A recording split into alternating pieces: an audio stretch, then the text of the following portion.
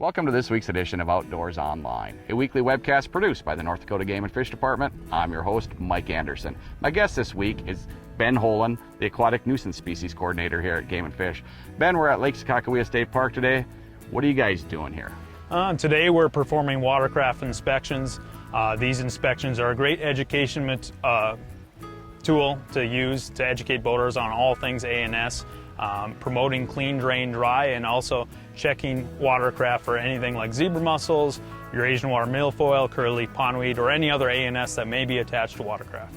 What other locations do you guys do these boat inspections at? We do Lake Sakakawea and the surrounding area. We have various locations on the lake that we send inspectors.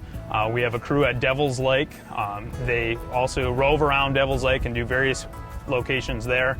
They make their way up to Lake Minnegoshi. We have an inspector on the Missouri River system in Lake Oahe, and we also have inspectors out of that Valley City area, and they're mainly concentrating on Ashtabula because of the zebra mussels there. What can an angler or boating recreationist expect when they come off the water and they see one of these boat inspections? Sure. Inspections are very quick. They take about 3 to 5 minutes. One inspector is going to go through interview questions, and it helps us as a department collect various information.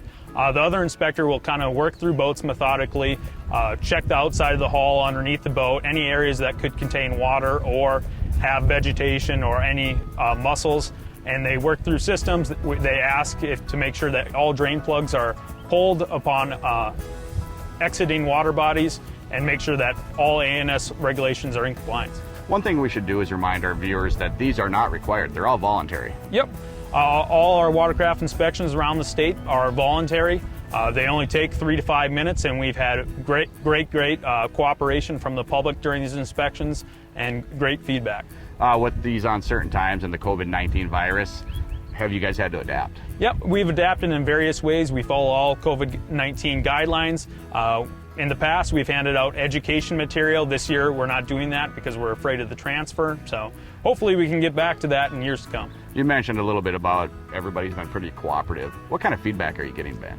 We're getting great feedback. A lot of anglers are very excited that we're out here protecting our water bodies from ANS. They enjoy the fisheries that we have here in North Dakota and want to keep things the same. So we've had great feedback and very few to none negative comments. What are you doing with all this information that you collect at these boat inspections? This information tells us a lot of different things.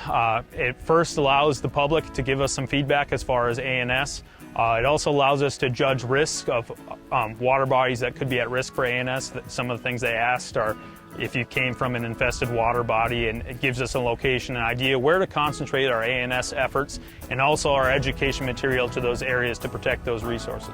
Ben, the 2019 legislative session also increased some funding for aquatic nuisance species. Explain that. Basically, the new funding has allowed us to increase our inspection force, our seasonal inspection force. We've basically doubled it this year, and hopefully we can add more seasonal inspectors in the near future. It has allowed our game wardens to concentrate more efforts on ANS.